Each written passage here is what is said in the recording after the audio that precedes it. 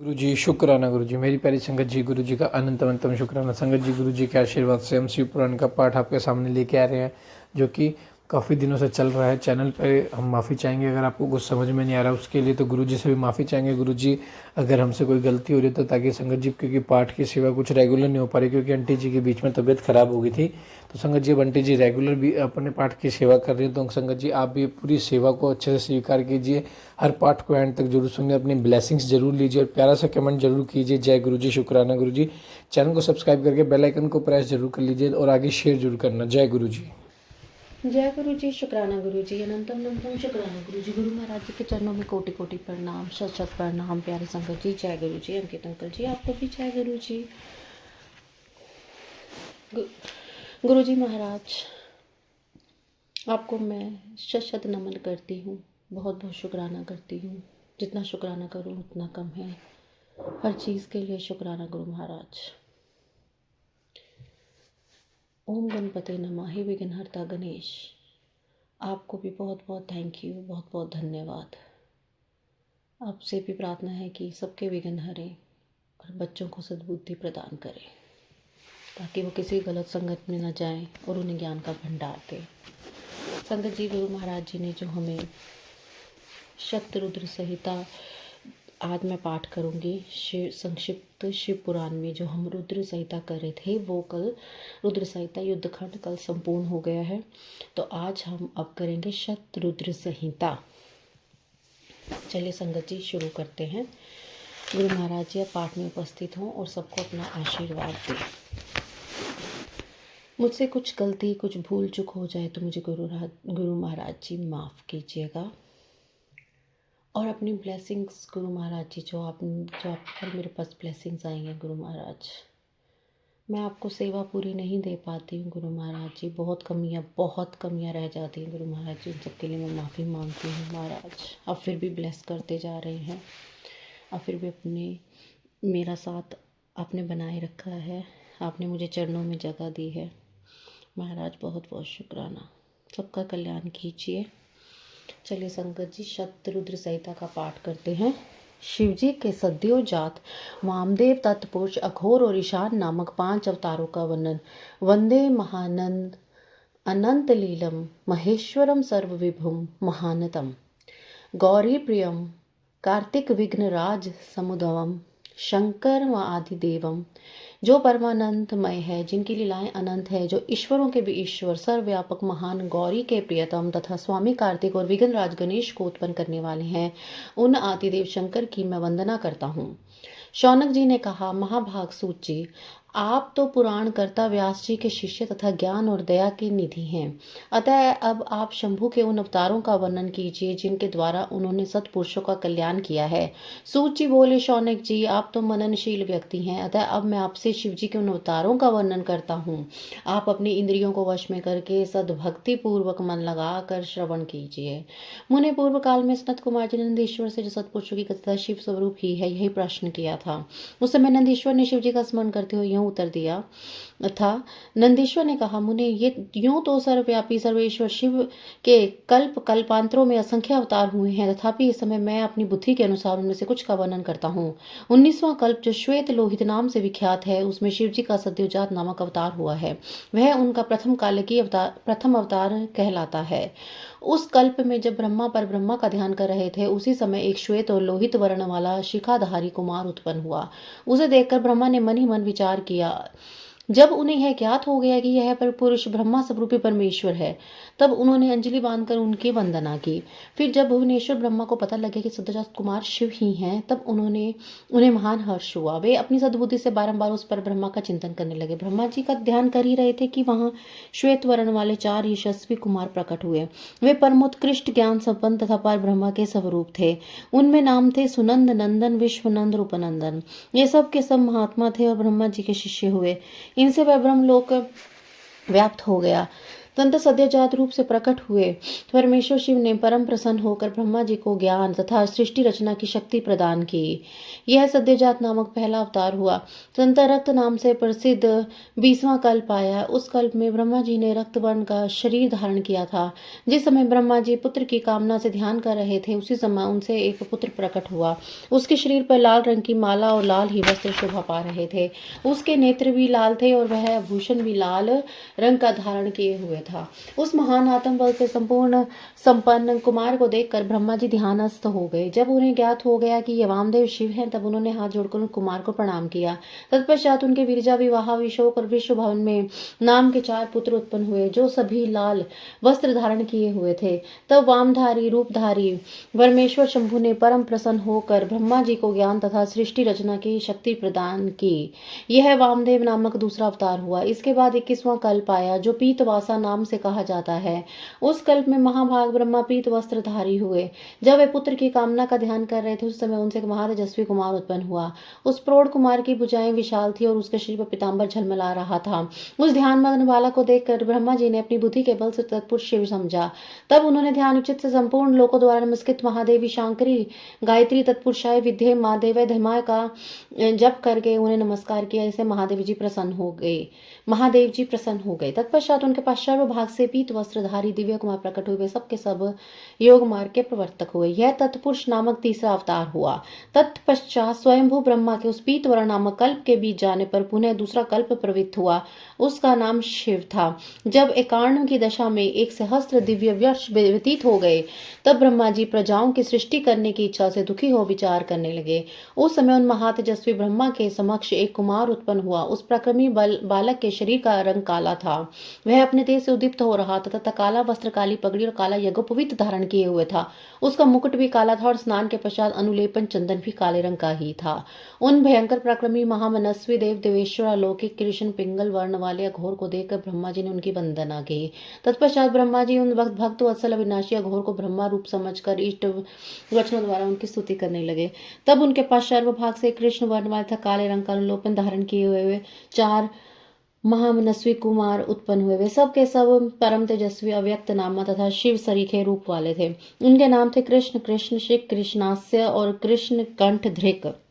इस प्रकार उत्पन्न होकर इन महात्माओं ने ब्रह्मा जी की सृष्टि रचना के निमित्त महान अद्भुत घोर नामक योग का प्रचार किया। यह अघोर नामक चौथा अवतार हुआ। मनीश्वरों, तदंतर ब्रह्मा का दूसरा कल्प प्रारंभ हुआ। वह परम अद्भुत था और विश्वरूप नाम से विख्यात था। उस कल्प में जब ब्रह्मा जी पुत्र की कामना से मन ही मन शिव जी का ध्यान कर रहे थे, उसी समय महान सिंहनाद करने वाली विश्वरूपा सरस्वती प्रकट हुई तथा उसी प्रकार परमेश्वर भगवान ईशान प्रादुर्भूत हुए, जिनका वर्ण शुद्ध स्फटिक के समान उज्ज्वल था, जो समस्त आभूषणों से विभूषित थे। उन अजन्मा, सर्वव्यापी, सर्वांतयामी, सब कुछ प्रदान करने वाले सर्व स्वरूप सुंदर रूप तथा अरूप ईशान को देखकर ब्रह्मा जी ने प्रणाम किया। तब शक्ति सहित विभु ईशान ने भी ब्रह्मा को सन्मार्ग का उपदेश देकर 4 सुंदर बालकों की कल्पना की। उन उत्पन्न हुए शिशुओं का नाम था जटी, मुंडी, शिखंडी और अर्धमुंड।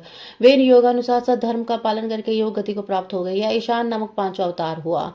सर्वज्ञ सनत कुमार जी, इस प्रकार मैंने जगत की हित कामना से सद्योजात आदि अवतारों का प्रकाट्य संक्षेप रूप से वर्णन किया है। उसका वह सारा लोक हितकारी व्यवहार यथा तथ्य रूप से ब्रह्मांड में वर्तमान है। महेश्वर की ईशान पुरुष, घोर, वामदेव और ब्रह्मा, ये 5 मूर्तियां विशेष रूप से प्रसिद्ध हैं। इनमें ईशान, जो शिव स्वरूप तथा सबसे बड़ा है, पहला कहा जाता है। वह साक्षात प्रकृति के भोक्ता क्षेत्रज्ञ में निवास करता है। शिव जी का दूसरा स्वरूप तत्पुरुष नाम से विख्यात है। वह गुणों के आश्रय रूप तथा भोग्य सर्वज्ञ में अधिष्ठित है। पिनाकधारी शिव का जो घोर नामक तीसरा रूप है, वह धर्म के लिए अंगों सहित बुद्धि तत्व का विस्तार करके अंदर विराजमान रहता है। वामदेव नाम वाला शंकर का चौथा स्वरूप अहंकार का अधिष्ठान है।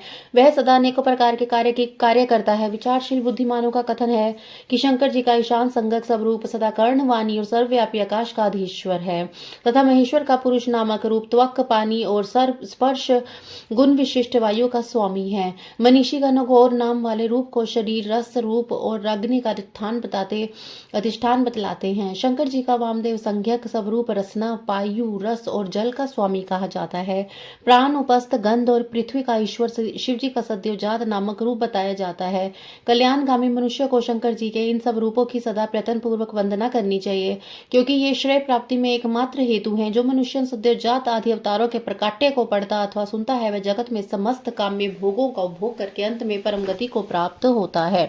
जय गुरु जी, शुक्राना गुरु जी, अनंतम अनंतम शुक्राना गुरु जी। संगत जी, आज का अध्याय यहीं समाप्त होता है। जय गुरु जी, हर हर महादेव।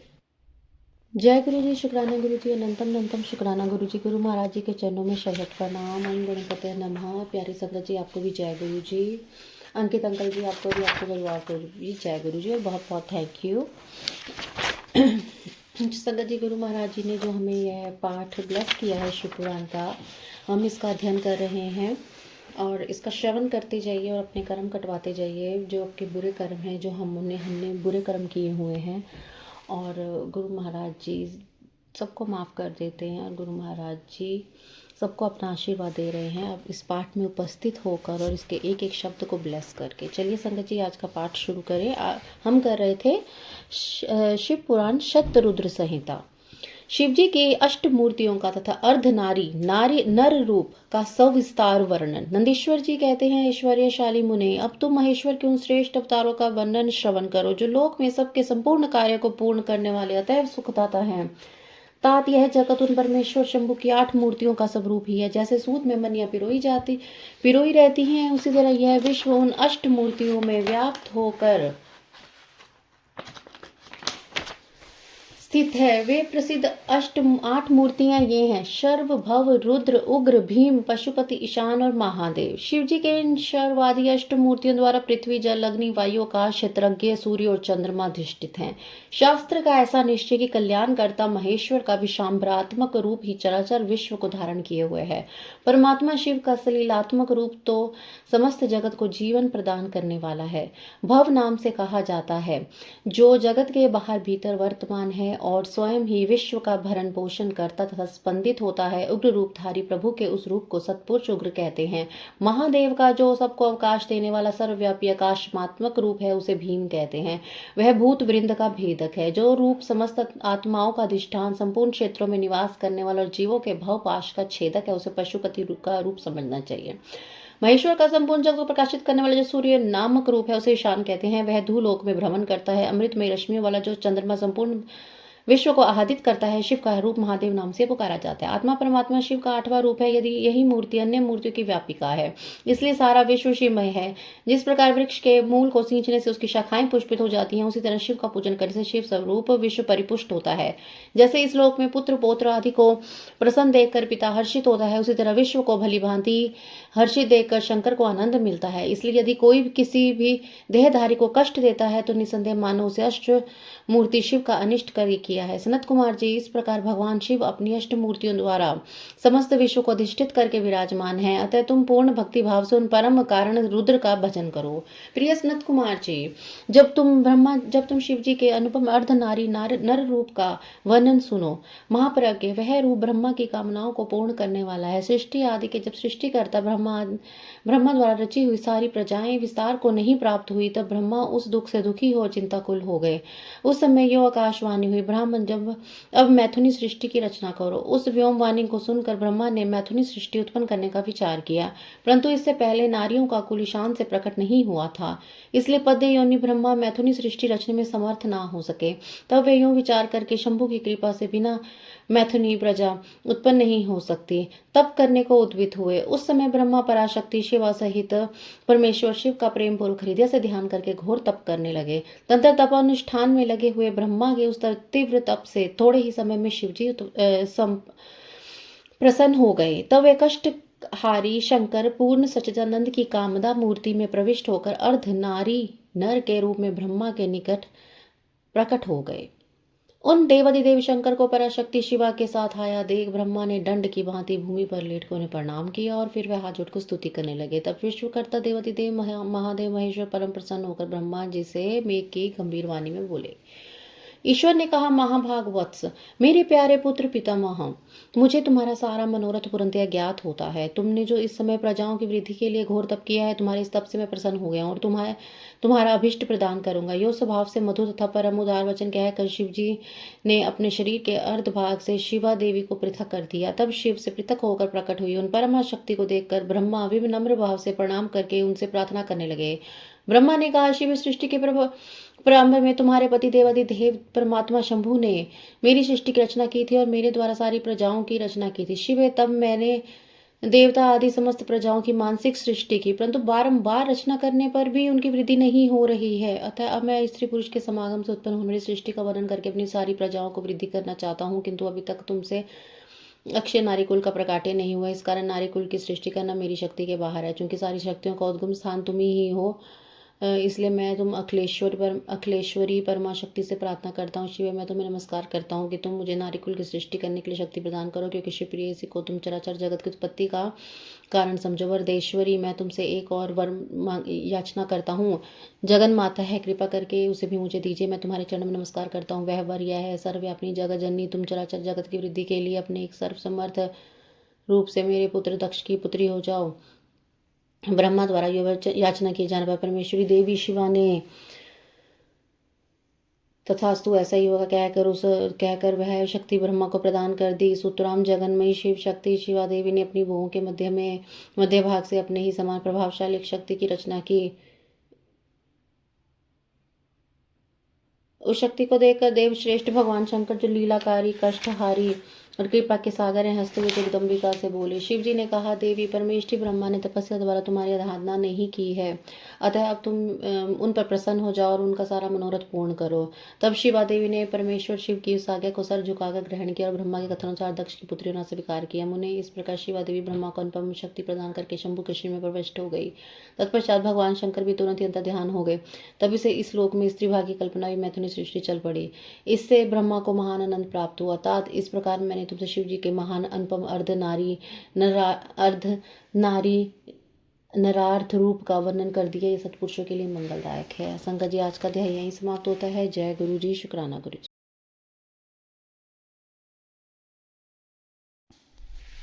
जय गुरु जी, शुक्राना गुरु जी, अनंतम अनंतम शुक्राना गुरु जी। गुरु महाराज जी के चरणों में शत प्रणाम। बहुत बहुत शुक्राना गुरु जी। ओम नमः शिवाय। शिव जी सदा सहाय। ओम नमः शिवाय। गुरु जी सदा सहाय। ओम गणपतये नमः। सारी संगत जी, सारे संगत परिवार को मेरी तरफ से प्यार भरा जय गुरु जी। और अंकित अंकल जी, आपको भी, आपके परिवार को भी जय गुरु जी। आशा करती हूँ कि गुरु महाराज जी की ब्लेसिंग से सारे स्वस्थ हैं, मस्त हैं और सब खुश हैं। गुरु महाराज जी सब पे अपनी ब्लेसिंग्स बना के रखिएगा। गुरु महाराज जी के चरणों में ये जो हम पाठ कर रहे हैं, गुरु महाराज जी ने सेवा दी है संगत जी, चलिए इसका अध्ययन करते हैं। मुझसे कुछ भी भूल गलती हो जाती है तो मुझे माफ़ कीजिएगा। वाराह कल्प में होने वाले शिव जी के प्रथम अवतार से लेकर नवम ऋषभ अवतार तक का वर्णन। नंदीश्वर कहते हैं, सर्वज्ञ सनत कुमार जी, एक बार रुद्र ने हर्षित होकर ब्रह्मा जी से शंकर के चरित्र का प्रेम पूर्वक वर्णन किया था। वह चरित्र सदा परम सुखदायक है, उसे तुम श्रवण करो। वह चरित्र इस प्रकार है। शिव जी ने कहा था, ब्राह्मण वराह कल्प के 7वें मनवंतर में संपूर्ण लोगों को प्रकाशित करने वाले भगवान कल्पेश्वर, जो तुम्हारे प्रपौत्र हैं, वह स्वतः मनु के पुत्र होंगे। तब उस मनवंतर की चतुर्युगियों के किसी द्वापर युग में मैं लोगों पर अनुग्रह करने तथा ब्राह्मणों का हित करने के लिए प्रकट होऊंगा। ब्राह्मण युग प्रवृत्ति के अनुसार उस प्रथम चतुर्युगी के प्रथम द्वापर युग में जब प्रभु स्वयं ही व्यास होंगे, तब मैं उस कलयुग के अंत में ब्राह्मणों के हितार्थ शिवा सहित श्वेत नामक महामुनि होकर प्रकट होऊंगा। उस समय हिमालय के रमणीय शिखर छागल नामक पर्वत श्रेष्ठ पर मेरे शिखाधारी 4 शिष्य उत्पन्न होंगे। उनके नाम होंगे श्वेत, श्वेतशिख, श्वेताश्व और श्वेत लोहित। वे चारों ध्यान योग के आश्रम से मेरे नगर में जाएंगे। वहां वे मुझे अविनाशी को तत्वातः जानकर मेरे भक्त हो जाएंगे तथा जन्म, जरा और मृत्यु से रहित होकर परब्रह्मा की समाधि में लीन रहेंगे। वत्स पितामह, उस समय मनुष्य ध्यान के अतिरिक्त दान, धर्म आदि कर्म हेतु साधनों द्वारा मेरे दर्शन नहीं पा सकेंगे। दूसरे द्वापर में प्रजापति सत्य व्यास होंगे। उस समय मैं कलयुग में सुतार नामक से उत्पन्न होऊंगा, वहां भी मेरे दुदुम्बी, शतरूप, हर्षी तथा केतुमान नामक 4 वेदवादी द्विज शिष्य होंगे। वे चारों ध्यान योग के बल से मेरे नगर को जाएंगे और मुझ अविनाशी को तत्वतः जानकर मुक्त हो जाएंगे। तीसरे द्वापर में जब भार्गव नाम का व्यास हो गए, तब मैं उस नगर के निकट ही दमन नाम से प्रकट होऊंगा। उस समय भी मेरे विशोक, विशेष, विपाप और पापनाशन नामक 4 पुत्र होंगे। चतुर्वानानन उस अवतार में मैं शिष्यों को साथ ले अपनी व्यास की सहायता से करूंगा और उस कलयुग में निवृत्ति मार्ग को सुदृढ़ बनाऊंगा। चौथे द्वापर में जब अंगिरा व्यास कहे जाएंगे, उस समय मैं सुहोत्र नाम से अवतार लूंगा। उस समय भी मेरे 4 योग साधक महात्मा पुत्र होंगे। ब्राह्मण उनके नाम होंगे सुमुख, दुर्मुख, दुर्दम और दुर्तिक्रम। उस अवसर पर मैं इन शिष्यों के साथ मैं व्यास जी की सहायता में लगा रहूंगा। 5वें द्वापर में सविता व्यास नामक कहे जाएंगे, तब मैं कंक नामक तपस्वी योगी होऊंगा। ब्राह्मण वहां भी मेरे 4 योग साधक महात्मा पुत्र होंगे। उनके नाम बतलाता हूँ, सुनो। सनक, सनातन, प्रभावशाली सनंदन और सर्वव्यापक, निर्मल और अहंकार हित सनत कुमार। उस समय भी कंक नामधारी मैं सविता नामक व्यास का सहायक बनूंगा और निवृत्ति मार्ग को बढ़ाऊंगा। पुनः छठे द्वापर के प्रवृत्त होने पर जब मृत्यु लोक कारक व्यास होंगे और वेदों का विभाजन करेंगे, उस समय भी मैं व्यास की सहायता करने के लोकाक्षी नाम से प्रकट होऊंगा और निवृत्ति पथ की उन्नति करूंगा। वहां भी मेरे 4 दृढ़वर्ती शिष्य होंगे। उनके नाम होंगे सुधामा, विरजा, संजय और तथा विजय। विधेय 7वें द्वापर के आरंभ में जब शतक्रतु नामक व्यास होंगे, उस समय भी मैं योग मार्ग में परम निपुण जैगिष्यव्य नाम से प्रकट होऊंगा और काशीपुरी में गुफा के अंदर दिव्य देश के कुशासन पर बैठकर योग को सुदृढ़ बनाऊंगा तथा शतक्रतु नामक व्यास की सहायता और संसार भय से भक्तों का उद्धार करूंगा। उस युग में भी मेरे सारस्वत योगीश, मेघवाह और सुवाहन नामक 4 पुत्र होंगे। 8वें द्वापर के आने पर मुनि और विशिष्ट वेदों का विभाजन करने वाले वेद व्यास होंगे। योग वितम उस युग में भी मैं दधिवाहन नाम से अवतार लूंगा और व्यास की सहायता करूंगा। उस समय कपिल, आसुरी, पंचशिख और शालव्य नामक मेरे 4 योगी पुत्र होंगे, जो मेरे ही समान होंगे। ब्राह्मण नवी चतुर्युगी के द्वापर युग में मुनि श्रेष्ठ सारस्वत व्यास नाम के प्रसिद्ध होंगे। उन व्यास के निवृत्ति मार्ग की वृद्धि के लिए ध्यान करने पर मैं ऋषभ नाम से अवतार लूंगा। उस समय पराशर, गर्ग, भार्गव तथा गिरीश नामक 4 महायोगी मेरे शिष्य होंगे। प्रजापति उनके सहयोग से मैं योग मार्ग को सुदृढ़ बनाऊंगा।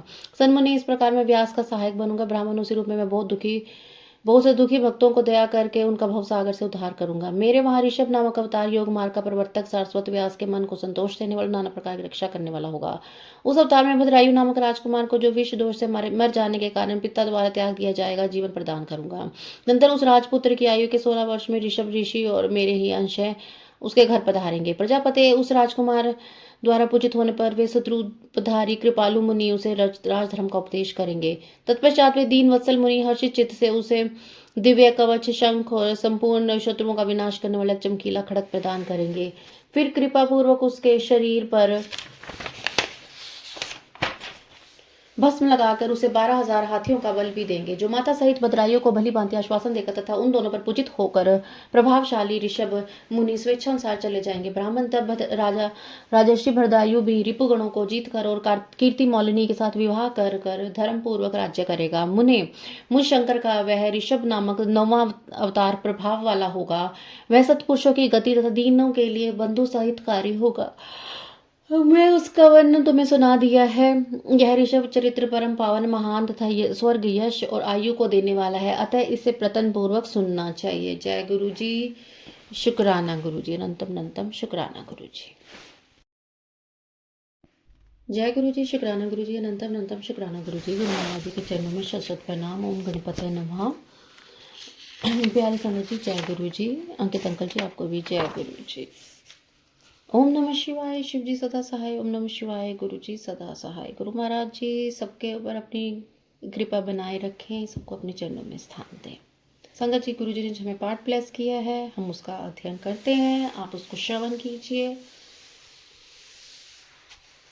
शिव जी द्वारा 10वें से लेकर 28वें योगेश्वर अवतारों का वर्णन। शिव जी कहते हैं, ब्राह्मण 10वें द्वापर में त्रिधामा नाम के मुनि व्यास होंगे। वे हिमालय के रमणीय शिखर पर्वोत्तम भृगुतुंग पर निवास करेंगे। वहाँ भी मेरे श्रुति विदित 4 पुत्र होंगे। उनके नाम होंगे भृंग, बलबंधु, नरामित्र और तपोधन, केतु, श्रृंग। 11वें द्वापर में जब त्रिवित नामक व्यास होंगे तब मैं कलयुग में गंगा द्वार में तप नाम से प्रकट होऊंगा। वहाँ भी मेरे लंबोदर, लंबाक्ष, केशवलंब और प्रलंबक नामक 4 दृढ़वर्ती पुत्र होंगे। 12वें चतुर्युगी के द्वापर युग में शत तेजा नाम के वेद व्यास होंगे।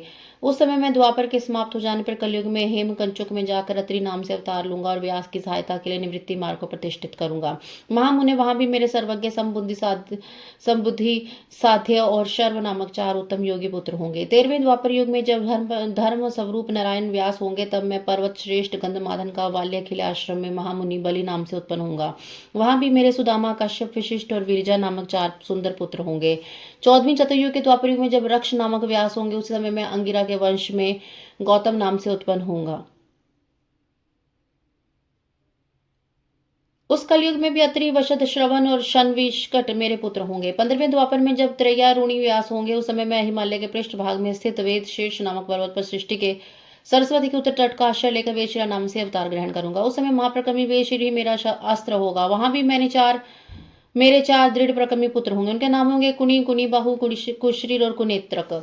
16वें द्वापर युग में जब व्यास का नाम देव होगा तब मैं योग प्रदान करने के लिए परम पुण्य में गोकर्ण वन में गोकर्ण नाम से प्रकट होऊंगा। वहां भी मेरे काश्यप, उष्णा, च्यवन और बृहस्पति नामक 4 पुत्र होंगे। वे जल के निर्मल और योगी होंगे और उसी मार्ग के आश्रय से शिवलोक को प्राप्त हो जाएंगे। 17वीं चतुर्युगी के द्वापर युग में देव कृतंजय व्यास होंगे। उस समय मैं हिमालय के अत्यंत ऊंचे में रमणीय शिखर महाल्य पर्वत पर गुहावासी नाम से अवतार धारण करूंगा। क्योंकि हिमालय शिव क्षेत्र कहलाता है, वही उत्थय, वामदेव, महायोग और महाबल नामक मेरे 4 पुत्र भी होंगे। 18वीं चतुर्युगी के द्वापर युग में जब ऋतंजय व्यास होंगे तब मैं हिमालय के सुंदर शिखर पर, जिनका नाम शिखंडी पर्वत है और जहां महान पुण्य में सिद्ध क्षेत्र और सिद्धों द्वारा से शिखंडी वन भी है, शिखंडी नाम से उत्पन्न होगा। वहां भी वाच्य, श्रवा, रुचि, कुश्यावास्य और यतीश्वर नामक मेरे 4 तपस्वी पुत्र होंगे। 19वें द्वापर में महामुनि भारद्वाज व्यास होंगे। उसी समय मैं हिमालय के शिखर पर माली नाम से उत्पन्न होऊंगा और मेरे सिर पर लंबी लंबी जटाएं होंगी। वहां भी मेरे सागर से गंभीर स्वभाव वाले हिरण्य नामक, कौशल्य, लोकाक्षी और प्रधमी नामक पुत्र होंगे।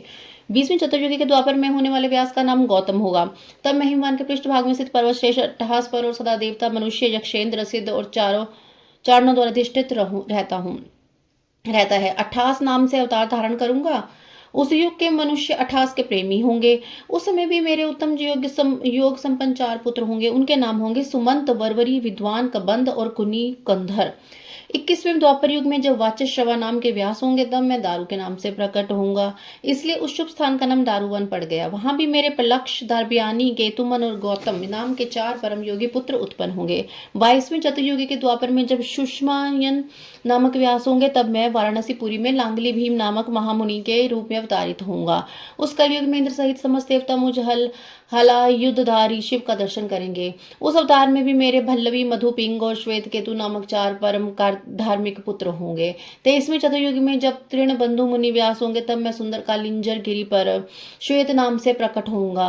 वहां भी मेरे उशिक, बृहदेश्वर, देवल और कवि नाम से प्रसिद्ध 4 पुत्र होंगे। 24वें चतुर्युग में जब ऐश्वर्यशाली यक्ष व्यास होंगे तब उस युग में नमिष क्षेत्र में शूली नाम महायोगी होकर उत्पन्न होगा। उस युग में मेरे 4 तपस्वी शिष्य होंगे। उनके नाम होंगे शालिहोत्र, अग्निवेश, युवाश और शरदसु।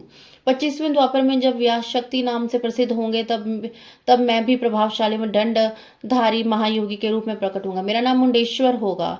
उस अवतार में भी छगल, कुंड, कर्ण, कुभांड और प्रवाहक मेरे तपस्वी शिष्य होंगे। 26वें द्वापर में जब व्यास का पराशर होगा तब मैं भद्रवट नामक नगर में सहिष्णु नाम से अवतार लूंगा। उस समय भी उल्लुक, विद्युत, शंभु को आश्वाल्यान नाम से 4 तपस्वी शिष्य होंगे। 27वें द्वापर में जब जातुकर्ण्य व्यास होंगे तब मैं भी प्रभास तीर्थ में सोम शर्मा नाम से प्रकट होऊंगा। वहां भी अक्षपात, कुमार, उल्लूक और वत्स नाम से प्रसिद्ध मेरे 4 तपस्वी शिष्य होंगे। 28वें द्वापर में जब भगवान श्री हरि पराशर के पुत्र रूप में द्वैपायन नामक व्यास होंगे तब पुरुषोत्तम श्री कृष्ण अपने छठे अंश से वसुदेव के श्रेष्ठ पुत्र के रूप में उत्पन्न होकर वासुदेव कहलाएंगे। उसी समय योगात्मा में भी लोगों को आश्चर्य में डालने के लिए योग माया के प्रभाव से ब्रह्मचारी का शरीर धारण करने वाले प्रकट होऊंगा। फिर शमशान हुए मृतक रूप में पड़े हुए विच्छिन्न शरीर को देखकर मैं ब्राह्मणों के हित साधन के लिए योग माया के आश्रय से उसमें घुस जाऊंगा और फिर तुम्हारे यथा विष्णु के साथ मेरुगिर की पुण्यमयी दिव्य गुहा में प्रवेश करूंगा। ब्राह्मण, वहां मेरा नाम लकुली होगा। इस प्रकार मेरा यह कायावतार उत्कृष्ट सिद्ध क्षेत्र कहलाएगा और यह तब तक पृथ्वी कायम रहेगी तब तक लोक में परम विख्यात रहेगा। उस अवतार में भी मेरे 4 तपस्वी शिष्य होंगे। उनके नाम कुशिक, गर्ग, मित्र और परुष होंगे। वे वेदों के पराकामी, धर्मरेता, ब्राह्मण योगी होंगे और महेश्वर योग को प्राप्त करके शिवलोक को चले जाएंगे। उत्तम व्रत का पालन करने वाले मुनियों, उस प्रकार परमात्मा शिव ने वैवस्वत मनवंतर के सभी चतुर्युगी योगेश्वर अवतारों का सम्यक रूप से वर्णन किया था।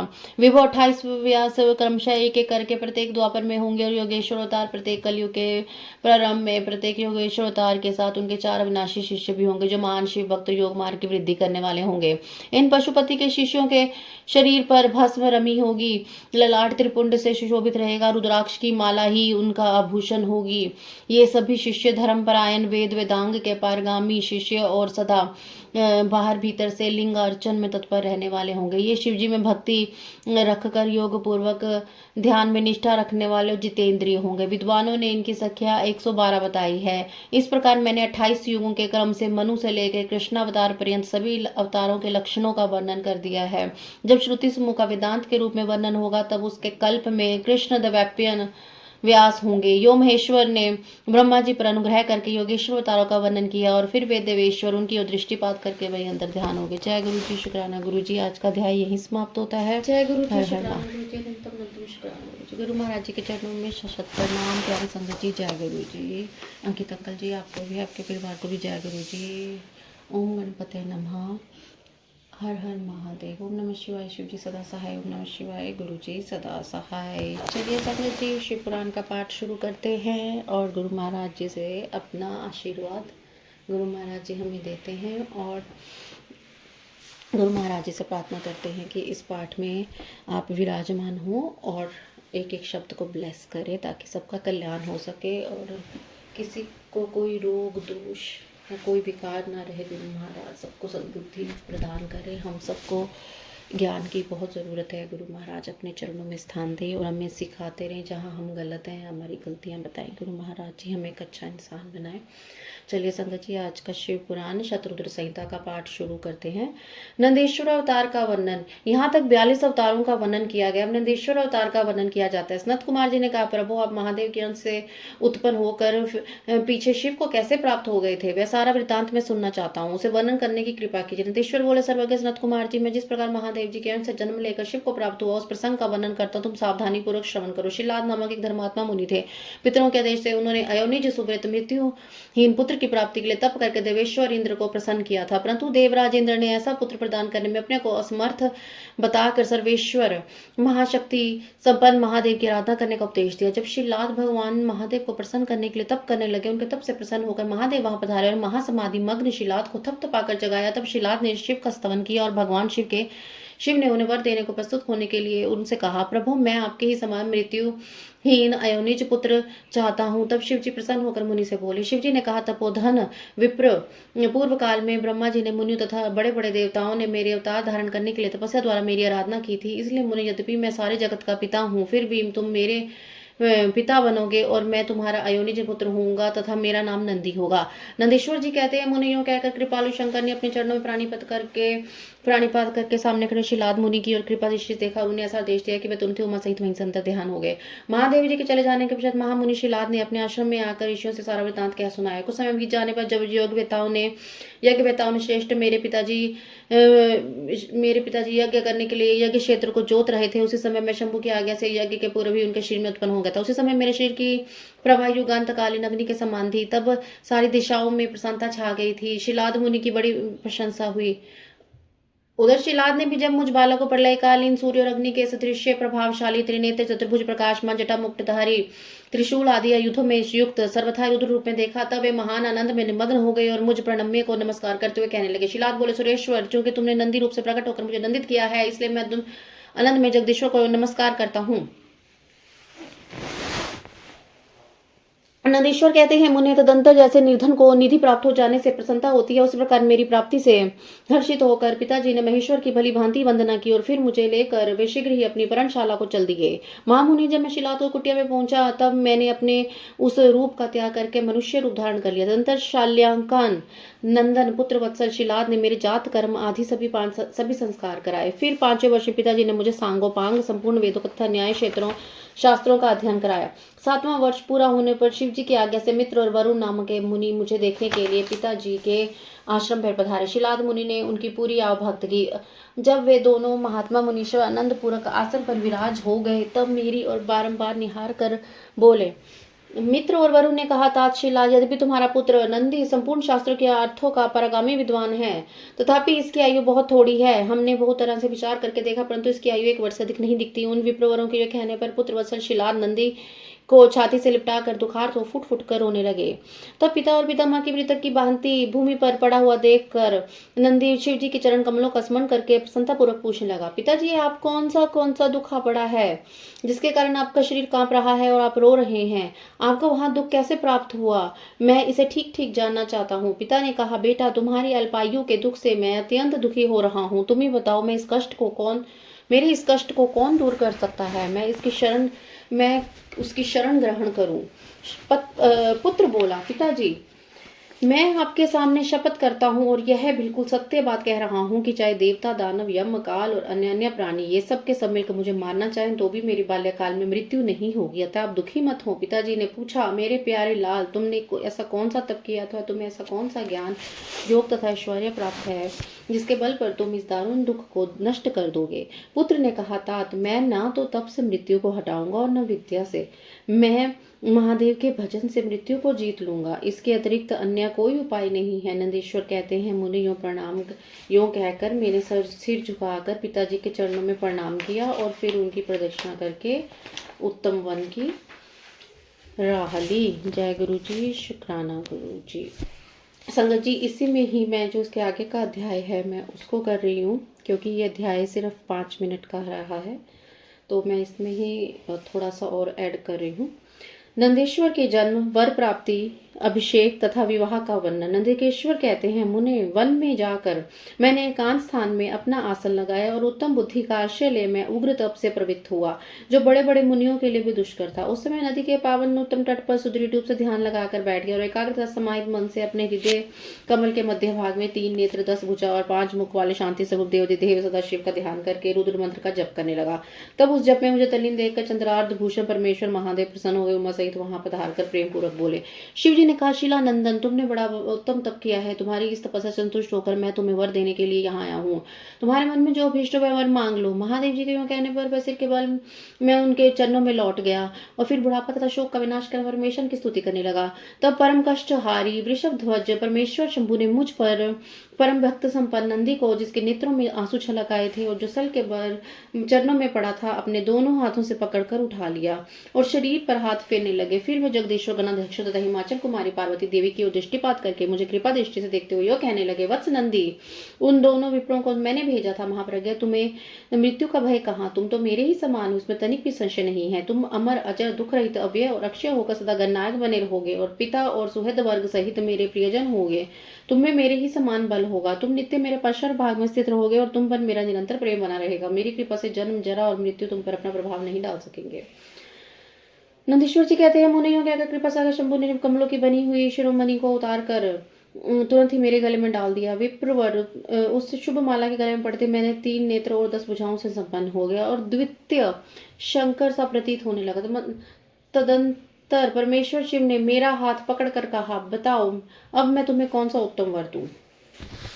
फिर उस विश्वध्वज ने अपनी जटा में स्थित हार के समान निर्मल जल को हाथ में लेकर तुम नदी हो जाओ, यो कहकर उसे छोड़ दिया। तब वह जल उत्तम ढंग से बहने वाली स्वच्छ जल से परिपूर्ण, महान, वेगशालिनी, दिव्य रूपा 5 सुंदर नदियों के रूप में परिवर्तित हो गए। उनके नाम हैं जटोदका, तिस्रोता, वृषध्वनि, स्वर्णोदका और जम्बू नदी। मुने यह पंचनद शिव के पृष्ठभाग की भांति परम शुभ है। महेश्वर के निकट उनका नाम लेने से यह परम पावन हो जाता है। जो मनुष्य पंचनद पर जाकर स्नान और जप करके परमेश्वर शिव का पूजन करता है वह शिव सायुज्य को प्राप्त हो जाता है, इसमें संशय नहीं। तत्पश्चात शंभु ने उमा से कहा, अव्यय मैं नंदी का अभिषेक करके इसे गणाध्यक्ष बनाना चाहता हूँ, इस विषय में तुम्हारी क्या राय है। तब उमा बोली, देवेश आप नंदी को गणाध्यक्ष पद प्रदान कर सकते हैं, क्योंकि परमेश्वर शिला नंदन मेरे लिए पुत्र सरीखा है, इसलिए नाथ यह मुझे बहुत ही प्यारा है। तदंतर भक्त वत्सल भगवान शंकर ने अपनी अतुल बलशाली गणों को बुलाकर उनसे कहा, शिवजी बोले, गण नायकों तुम सब लोग मेरी आज्ञा का पालन करो। यह मेरा प्रिय पुत्र नंदीश्वर सभी गण नायकों का अध्यक्ष गणों का नेता है, इसलिए तुम सब मिलकर इसका मेरे गणों के अधिपति पद पर प्रेम पूर्वक अभिषेक करो। आज से यह नंदेश्वर तुम लोगों का स्वामी होगा। नंदेश्वर जी कहते हैं, मुनि शंकर जी के इस कथन पर सभी गण नायकों ने वस्तु कहकर उसे स्वीकार किया और वे सामग्री जुटाने में लगे। फिर सब देवता और मुनियों ने मिलकर मेरा अभिषेक किया। तदंतर मरुतों की मनोहारिणी दिव्य कन्या सुयशा से मेरा विवाह करा दिया गया। उस समय मेरे को बहुत सी दिव्य वस्तुएं दी गई। महामुनि इस प्रकार विवाह करके मैंने अपनी पत्नी के साथ शंभु शिव और ब्रह्मा श्री हरि के चरणों में प्रणाम किया। वह तब त्रिलोकेश्वर भक्त वत्सल भगवान शिव पत्नी सहित मुझसे प्रेम पूर्वक बोले। ईश्वर ने कहा, सतपुत्र या तुम्हारी प्रिय पत्नी सुयशा और तुम मेरी बात सुनो। तुम मेरी मुझे परम प्रिय हो, अतः मैं स्नेहपूर्वक तुम्हें मनोवांछित वर प्रदान करूंगा। गणेश्वर नंदीश देवी पार्वती सहित मैं तुम्हें पर सदा संतुष्ट हूँ, इसलिए वत्स तुम मेरा उत्तम वचन श्रवण करो। तुम मेरी अटूट प्रेमी विशिष्ट परम ऐश्वर्य संपन्न महायोगी महान धनुर्धारी अजय सबको जीतने वाले महाबली और सदा पूज्य होगे। जहाँ मैं रहूंगा वहां तुम्हारी स्थिति होगी, जहाँ तुम रहोगे वहां मैं उपस्थित रहूंगा। यही दशा तुम्हारे पिता और पितामह की भी होगी। पुत्र तुम्हारे ये महाबली पिता परम ऐश्वर्यशाली मेरे भक्त और गणाध्यक्ष होंगे। वत्स यही नियम तुम्हारे पितामह पर भी लागू होंगे। अतः मैं तुम सब लोग तुम मुझसे वरदान प्राप्त करके मेरा सानिध्य प्राप्त करोगे। नंदीश्वर जी कहते हैं, मुने तत्पश्चात महाभागा उमा देवी वर देने के लिए उत्सुक हो मुझ नंदी से बोली, बेटा तुम मुझसे कभी भी वर मांग ले, मैं तेरी सारी अभिष्ट कामनाओं को पूर्ण कर दूंगी। तब देवी के इस वचन को सुनकर मैंने हाथ जोड़कर कहा, देवी आपके चरण में सदा उत्तम भक्ति बनी रहे। मेरी याचना सुनकर देवी ने कहा, मस्तु ऐसा ही होगा। फिर शिवानंदी की प्रियतमा पत्नी सुयशा से बोली। देवी ने कहा, वत्स तुम्हें भी अपना अभिष्ट वर ग्रहण करो। तुम्हारे 3 नेत्र होंगे, तुम जन्म बंधन से छूट जाओगे और पुत्र पौत्रों से संपन्न रहोगे। सब तुम्हारे मुझ में और अपने स्वामी में अटल भक्ति बनी रहेगी। नंदीश्वर जी कहते हैं, मुनि तदंतर शिव जी की आज्ञा से परम प्रसन्न हुए ब्रह्मा जी विष्णु तथा समस्त देवगणों ने प्रेम पूर्वक हम दोनों को वरदान दे दिए। तत्पश्चात परमेश्वर शिव कुटुंब सहित मुझे अपना आकर तथा उमा सहित वृक्ष पर आरूढ़ हो संपत्तियों एवं बांधवों के साथ अपने निवास स्थान को चल दिए। तब वहां उपस्थित विष्णु आदि समस्त देवता मेरी प्रशंसा तथा शिव शिवा की स्तुति करते अपने अपने धाम को चले गए। वत्स इस प्रकार मैंने तुमसे अपने अवतार का वर्णन किया है। महामुनि यह मनुष्य के लिए सदा आनंददायक और शिव भक्ति का वर्धक है। जो श्रद्धालु मानव भक्ति भाविचित से मुझे नंदी के इस जन्म वर प्राप्ति अभिषेक और विवाह के वृतांत को सुनेगा अथवा दूसरे को सुनाएगा अथवा पढ़ेगा और दूसरे को पढ़ाएगा, वह श्लोक में संपूर्ण सुखों को भोग के अंत में परम गति को प्राप्त होगा। जय गुरु जी, शुक्राना।